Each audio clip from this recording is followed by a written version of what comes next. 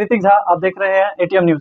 उत्तर प्रदेश और यूपी के बिहार के लोगों को जो अपमान आते रहते हैं, अपमान करते रहते हैं दूसरे राज्य के लोग, उस पे सिफू जी का, ग्रैंड मास्टर सिफू जी का बहुत बड़ा बयान सामने आया, जो आप लोगों को वीडियो के माध्यम से दिखाएंगे।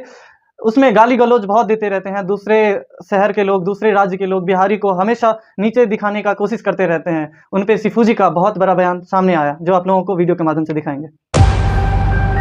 डीएमके ने एक बार फिर उत्तर भारतीयों को लेकर विवादित बयान दिया है। बिहार और उत्तर प्रदेश के लोग जो केवल हिंदी बोलते हैं, वो सड़कों और शौचालयों की सफाई जैसे छोटे मोटे काम करते हैं।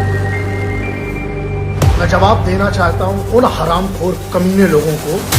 ये वाला मेरा वीडियो उत्तर प्रदेश और बिहार के लोगों की तरफ से, ना मैं यूपी से हूँ ना मैं बिहार से हूँ, लेकिन मैं हिंदुस्तान से, मैं भारत से हूँ। मैं अगर उनके बिहार में एक बात कहूँगा, यहाँ आते हैं, करते हैं मेहनत साहब, जो आपसे नहीं होता, आपके बच्चों को पालते हैं।